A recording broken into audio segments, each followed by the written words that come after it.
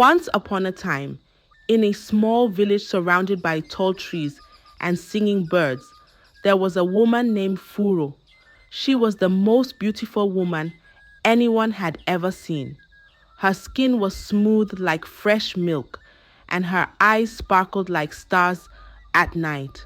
When she smiled, it was as bright as the morning sun, and her laughter was as sweet as the sound of birds singing. When Furo walked through the village, men would stop and stare. Their mouths would drop open, and their eyes would follow her every step. Women whispered to each other, "Look at her." Even the wind dances around her. But no man came close to Furo. They only admired her from afar. Even though she was the most beautiful woman, she was always alone. This is because on different occasions when a man she loves wants to get intimate, she always has one excuse: "I'm on my period." And as respect to this, the men would leave her alone, waiting until the day she is ready. But the day never comes. People in the village began to talk. They would gather under the big mango tree and whisper, "Why is she still alone? Why doesn't any man want her?" One old woman shook her head and said, "She must be cursed. Beauty like that is not natural." Another woman added, "Maybe she exchanged her happiness for beauty." They gossiped and laughed, but Furo never said a word. She just smiled and walked away, her head held high. But deep inside, Furo was sad. She had a secret, a terrible secret that she couldn't tell anyone. Her period never stopped. Every month, for 21 days, blood flowed like a river. It was heavy and painful, and no matter what she did, it wouldn't stop. She tried everything: pads, cloths, even leaves from the tallest tree in the forest. But nothing worked. The blood kept flowing. Her clothes were always stained, no matter how hard she tried to hide it. When she walked through the village, people would point and whisper, "Look, there she goes again, the woman who bleeds." Some children even laughed and called her names. "Bloody Furo! Bloody Furo!" they shouted as they ran away. Furo's heart broke each time she heard their cruel words, but she never let them see her cry. She kept smiling, hiding her pain behind her beauty. Every night when the moon was high and the stars were bright, Furo would sit outside her hut and look up at the sky. Tears would roll down her cheeks as she whispered, "Why me? Why am I cursed?" But the sky was silent. No answer came. Only the cold wind blew, making her feel more alone. Furo was tired of pretending, tired of hiding her pain. But what could she do? She was trapped in a beautiful body, with a curse she couldn't break. So, she wiped her tears and forced a smile, hoping that one day her suffering would end. But little did Furo know, her journey was just beginning. One bright morning, the sun was shining high, and the birds were singing sweet songs, when a rich merchant named Siko came to the village. Siko was a handsome man with broad shoulders and eyes as sharp as an eagle's. He was wealthy too. His clothes were made of the finest silk, and his sandals sparkled with gold. The moment Siko stepped into the village, all the young girls giggled and whispered to each other, "Look at him! He is so handsome." They waved their hands and smiled, hoping he would notice them. But Siko didn't see them. His eyes were searching for something else. As he walked through the village, his eyes suddenly stopped. He saw Furo standing under the big mango tree, her skin glowing like the morning sun. Her smile was gentle, and her hair flowed down her back like a river. Siko's heart skipped a beat. He could not take his eyes off her. "Who is that beautiful woman?" he asked a man standing nearby. The man looked at Siko with wide eyes and whispered, "That is Furo, but stay away from her. She is cursed. She bleeds without stopping." Another woman nearby added, "No man can touch her." They say she is not like other women. Some even call her a witch. Siko listened but did not believe them. He looked at Furu again, and his heart spoke louder than the rumors. He did not care about what people said. He only knew one thing. He wanted Furu to be his wife. Without wasting any time, Siko went straight to Furu's father's hut. He knocked on the door, and when her father opened it, Siko said, "I want to marry your daughter. I will pay any price." Furu's father's eyes widened in surprise. "Do you know about her problem?" he asked quietly. Siko nodded. "I know, but I do not care. I love her, and I want to take her as my wife." That same day, Siko paid the bride price, more than anyone had ever paid before. He brought bags of gold, fine clothes, and even a cow. The whole village gathered to watch, their mouths open in shock. "He really paid her bride price," they whispered. "Does he not know? Has no one told him?" But Siko did not listen to their whispers. He was too happy. He believed he was the luckiest man in the world. He smiled and said to himself, "I will love her and make her happy. Nothing else matters." Furu was surprised when her father told her the news. Her heart raced, and she felt butterflies in her stomach. "He wants to marry me, even after knowing I have a secret?" she asked, her eyes wide with disbelief. Her father nodded. "Yes, my daughter.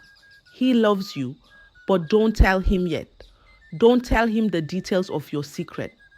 For the first time in her life, Furu felt hope. Maybe her curse was not as strong as her beauty. Maybe love could break the spell. She smiled softly and whispered, "Maybe my suffering is finally over." But Furu did not know that her journey was just beginning. The wedding day came, and the village was filled with music and laughter as people celebrated. It was the grandest wedding the village had ever seen. Drummers played, women danced, and children ran around with joy. Furu looked beautiful in her wedding dress. Her smile was bright, but inside, her heart was heavy. She was worried. How would she tell Siko her secret? Would he still love her? As night fell, Siko took Furu to their new home. He was happy and full of excitement. He looked at Furu and said, "Finally, you are mine. It's time to do what husband and wife do on their wedding night." But Furu's face grew pale. She knew the moment she feared had come. She sat beside him and took a deep breath. "Siko, I need to tell you something," she whispered, her voice shaking. Siko smiled and held her hand. "What is it, my love?" Furu's eyes filled with tears. "I am on my period." Siko's smile faded a little, but he nodded. "That's okay. I will wait." Days passed and Siko tried touching her again, believing her monthly cycle should be up by now. But Furu kept saying the same thing. "I am on my period." Siko was patient at first. He brought her herbs and warm water, hoping it would help her feel better. He even prayed, asking the gods to heal his wife. But the days turned into weeks, and nothing changed. Furu was still bleeding. Siko grew impatient. He could not understand why his wife was always on her period. He tried to ask her, "Furu, are you sure you are okay?" Furu only nodded and looked away, hiding her tears. One night, Siko's curiosity got the best of him. He decided to find out the truth. As Furu slept, he quietly lifted the blanket. His heart stopped. Blood was everywhere. The bed was soaked, and the smell was heavy in the room. It was not normal. It was like a river that never stopped flowing. Siko jumped back, his face pale with shock. "What is this?" he shouted, his voice trembling. "You are not a woman. You are a curse." Furu woke up, her eyes wide with fear. Please, Siko, let me explain, she cried, reaching out to him. But Siko stepped back, shaking his head. No, you lied to me. You made me marry a monster. His words cut through Furo's heart like a knife. She fell to her knees, crying. I did not choose this. I did not want this curse. But Siko was too angry to listen. He turned his back on her and slept in another room. The next morning, Siko packed Furo's things and called for a horse. Without saying another word, he sent her back to her father's house. The villagers watched as Furu rode away, her face covered in tears. They whispered to each other, "The curse is real. No man can stay with her." Furu's heart was shattered. She thought her suffering was over, but it was only the beginning. She went back to her father's house, feeling more alone than ever before. When she reached her father's hut, she fell to her knees, crying, "Father, Siko has sent me away." Her father's face turned red with anger. He slammed his fist on the ground and shouted, "You bring shame to my name. What kind of woman are you?" Furo's heart broke. She looked up at her father, hoping for comfort, but his eyes were cold. "You are useless," he yelled. "No man will ever keep you." Furu felt like the ground should open and swallow her. She wanted to run far away, but she had nowhere to go. She cried herself to sleep that night, her pillow soaked with tears.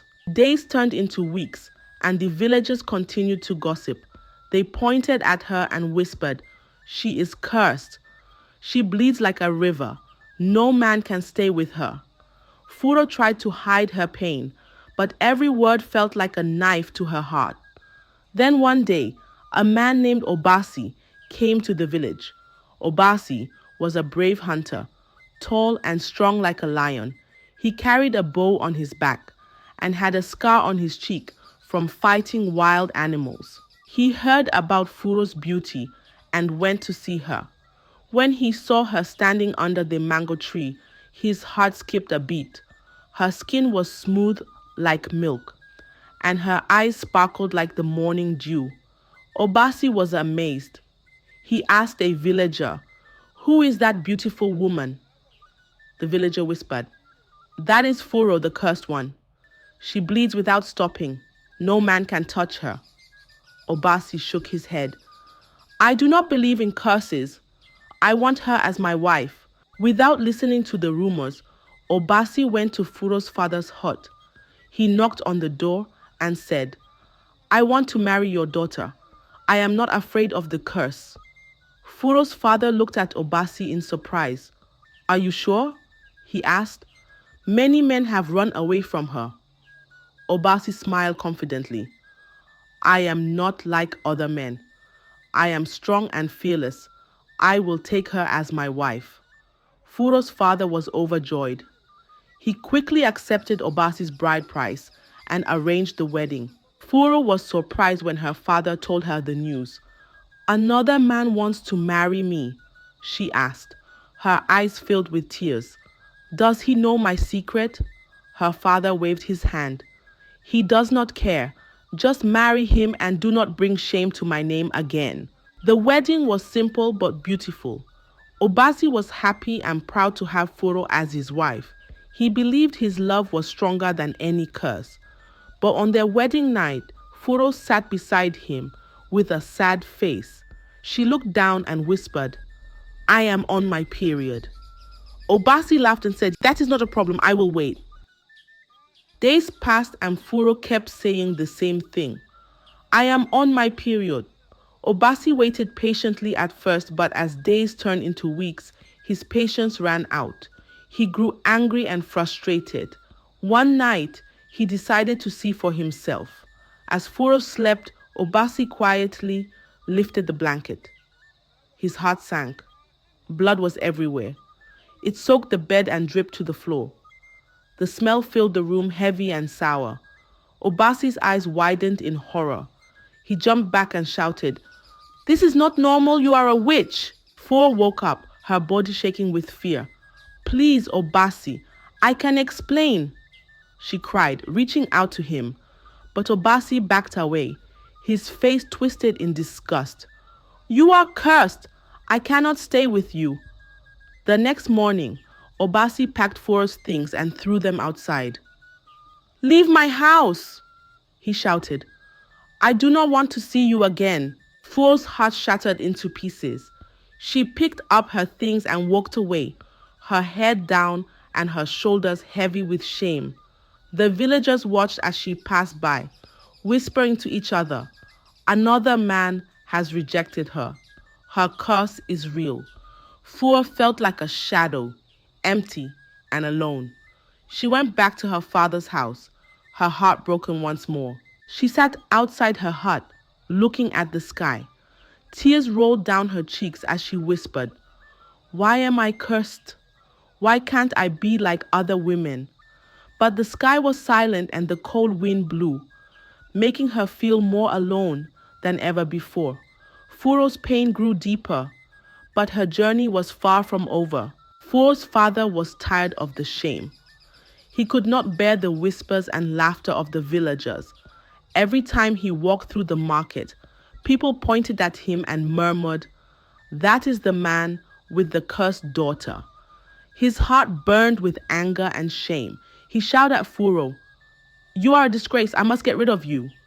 Furo's eyes filled with tears. She wanted to defend herself, but the words wouldn't come out. She felt like a burden, a curse to her own family. Days turned into weeks and the whispers grew louder. Furo's father could no longer bear the shame.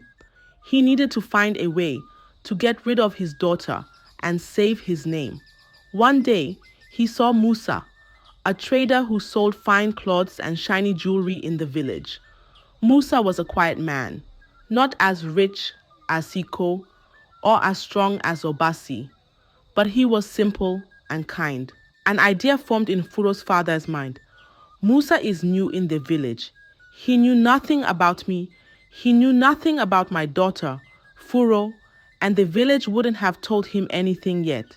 So he approached Musa with a cunning smile and said, Musa, my good man, how are you? Musa looked up and greeted him with respect. I am well, sir. Furu's father placed his hand on Musa's shoulder and spoke softly. I have an offer for you, one that you cannot refuse. Marry my daughter, Furu.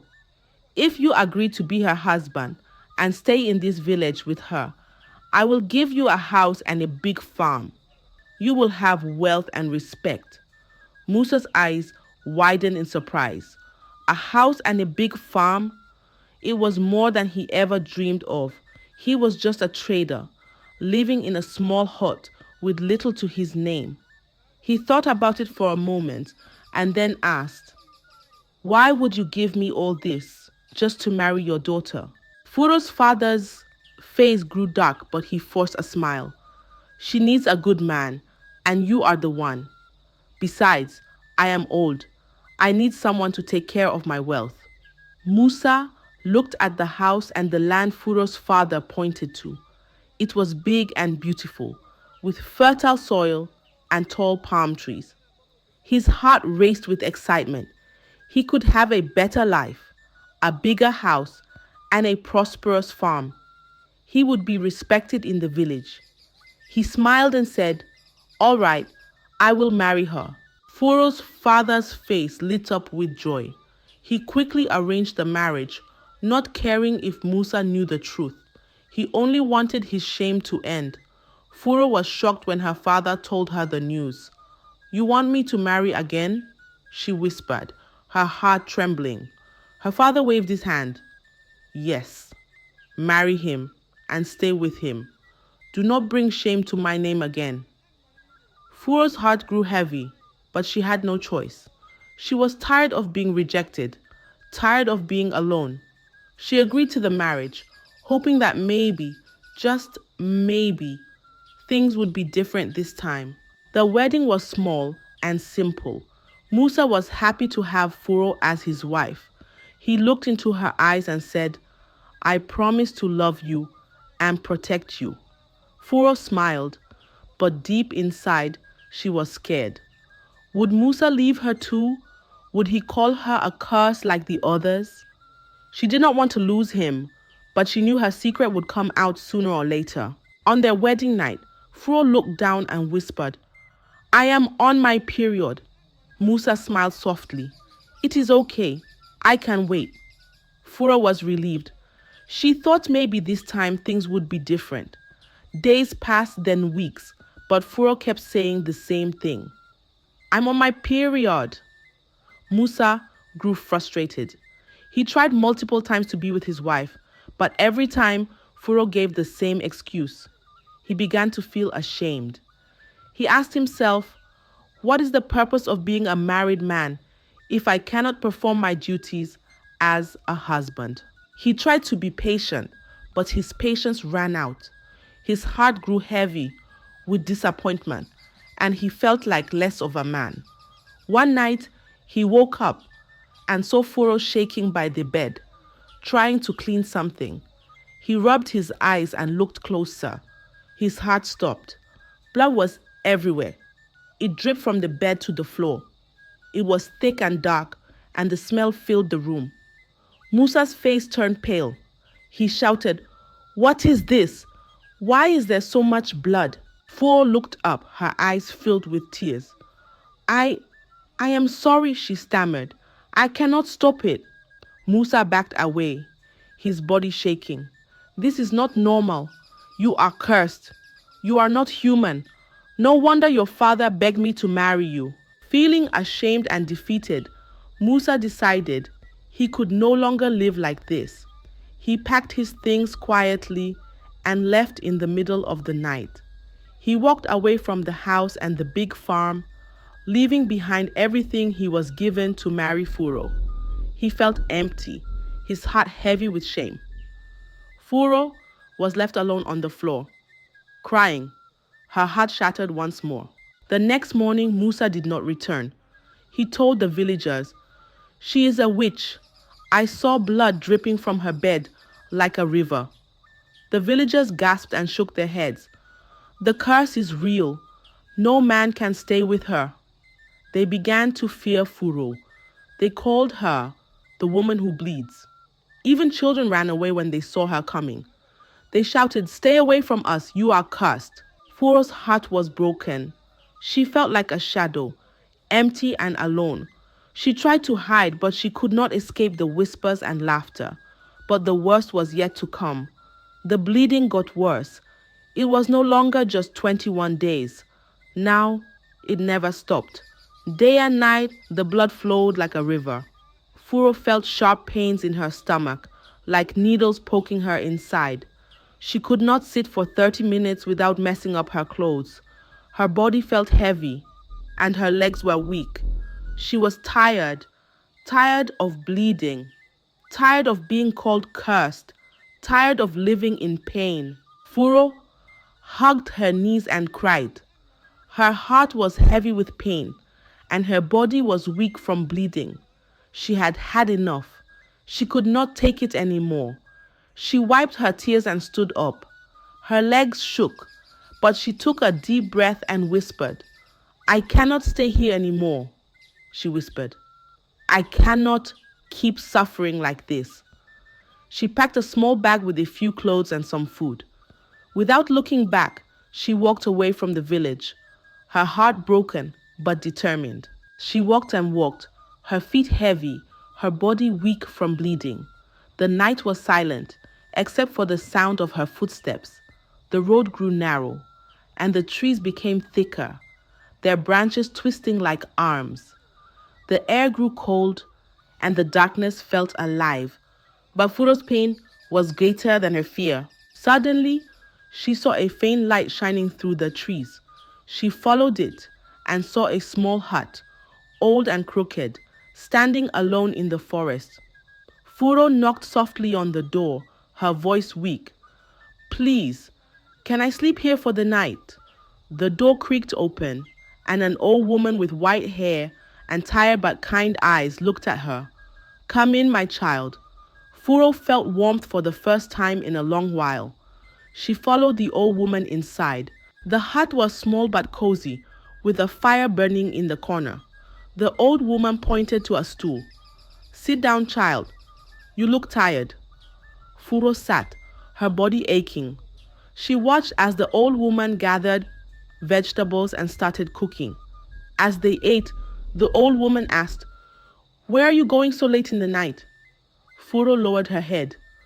"I do not know. I just want to run away from everything." Her voice trembled as she spoke.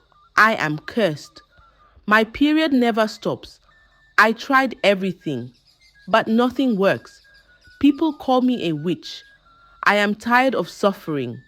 Tears rolled down her cheeks. "I just want to be normal, like other women." The old woman's eyes were filled with pity. She did not speak, but placed her wrinkled hand on Furo's shoulder, warm and gentle. For the first time in her life, Furo felt heard. She felt seen. The fire crackled softly, and Furo leaned against the wall, her eyes heavy with exhaustion. She drifted off to sleep, the warmth of the fire wrapping around her like a blanket. The old woman watched her sleep and sighed. "Poor child, your pain is deeper than you know."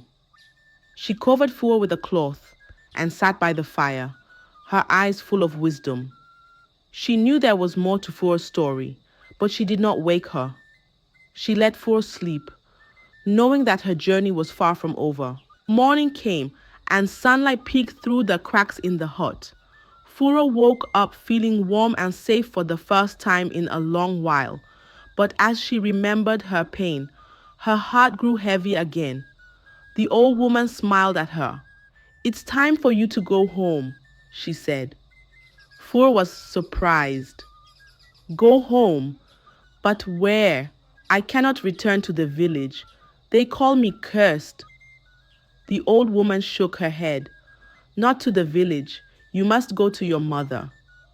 Furo's heart skipped a beat. "My mother? Why?" The old woman walked to a small box and took out a shiny necklace. It was golden with a pendant shaped like a star. She handed it to Furo and said, "Take this and visit your mother. Your problem will be solved." Furo's eyes widened. "How will this help me?" The old woman's face grew serious. "Your bleeding is not natural. It is spiritual. Someone cursed you a long time ago." Furo's body shook. "Who did this to me?" The old woman looked at her, her voice firm. "Your own mother." Furo's heart shattered. "No, it cannot be. My mother would never curse me." The old woman sighed. "Love can be twisted. Your mother cursed you, and that is why your bleeding won't stop." Tears rolled down Furo's face. "Why? Why would she do this to me?" The old woman replied, "You must find that out yourself. But be careful. She is not what she seems." Furo's hand shook as she took the necklace. It was cold and heavy, sparkling beautifully. The old woman warned, "Do not remove this necklace from your neck. No matter what happens, it will protect you from your mother's power." Furu stood up, her heart full of fear and anger. "I will go to her. I will find out the truth." The old woman nodded. "Be strong. The truth is a heavy burden, but it will set you free." Furu walked through the forest, holding the necklace tightly. Her heart raced with anger and fear. She was determined to face her mother and demand the truth. She needed to know why her mother cursed her. The necklace felt heavy, glowing with a strange light. Furu did not know what awaited her, but she knew she could not run away anymore. She would face the truth, no matter how painful it was. Her journey was far from over, and the truth was waiting for her. Furu marched straight to her mother's hut, her heart pounding like a drum. The sun was high in the sky, but the air felt cold. Her legs were heavy, and each step felt like walking through mud. The shiny necklace on her neck grew heavier as she got closer. It felt like a rock, pulling her down, but she did not stop. Her hands shook, and her eyes were full of tears. She needed answers. She needed the truth. Inside the hut, her mother sat on a small stool, peeling cassava with quick, steady hands. She was humming softly, a familiar song that Furu remembered from her childhood. Furu's heart twisted with pain. How could her mother, the woman who sang her lullabies, the woman who hugged her when she was scared, be the one who cursed her? She pushed the door open, and her mother looked up, her eyes wide with surprise. Furu, what are you doing here? Furu's voice was cold and shaky. I came for the truth. She reached up and pulled out the necklace. It shone brightly, sparkling like the morning sun. The moment the necklace touched the light, Furu's mother screamed. Her hands flew to her face, and she fell to the ground, shaking. No, no, it cannot be, she cried, her voice trembling. Her body curled up like a frightened animal. At that moment, Furu felt a sharp pain in her stomach. It was like fire burning inside her. Her bleeding became heavier, flowing like a river. The ground beneath her turned red, soaking the earth. Her legs trembled and her body felt weak. She looked at her mother, her eyes filled with pain and confusion. Mother, what did you do to me? Furu's voice was weak, her body shaking. Her mother looked up, her face twisted with anger and fear. But then she started to laugh, a wicked, cruel laugh that echoed through the hut. I own you, she hissed, her eyes glowing with darkness. You are mine. I can do anything I want with you. Her fingers grew into sharp claws. Her hair turned gray, and her face changed into something dark and terrifying. Furu's heart stopped. She stumbled back, her body trembling. She could not believe what she was seeing. The villagers heard the screams and gathered outside the hut. They gasped when they saw the blood flowing like a river. They pointed and whispered, Look, her mother is a witch. Furu fell to her knees, her body weak from bleeding. She looked up at her mother, tears rolling down her face. Why? Why would you do this to me? But her mother only laughed, her voice cold and hollow. Because you are mine. Your beauty is my curse, and your pain is my power. Furu's heart shattered. She felt like a shadow, empty and broken. Her own mother was her curse. Her own mother was the reason for her pain. But before she could speak, a bright light filled the hut, and the air grew warm. Suddenly, the old woman from the forest appeared. She stood tall and strong, her white hair glowing like silver, and her eyes were as bright as the morning sun. She looked at Furu's mother and said in a firm, powerful voice, I am Nia. I am the light. Furu's mother screamed and covered her face. No, not you, she shouted, her voice trembling with fear. Nia stepped forward, her body glowing with light. She lifted a small bowl filled with white milky liquid.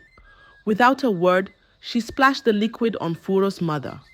The liquid burned like fire. Furu's mother fell to the ground, rolling and screaming. Her body shook, and smoke rose from her skin. I will confess. I will confess, she cried, her voice weak and broken. The villagers watched in shock, their eyes wide with fear and surprise. They had never seen such power before. Furu's mother's voice changed, becoming hollow and cold. I am the head of the black witches. I took Furu's womb. I made her bleed without stopping. I enjoyed her pain. Her face twisted with anger and sorrow. I was jealous of her beauty. I wanted her to suffer. Nia's eyes were full of pity. She walked closer and lifted a sharp knife. She cut the black beads on Furu's mother's hands. The moment the beads touched the ground, they caught fire and burned with a bright flame. Furu's mother screamed, My power! My power! Her body shook and her hair turned white.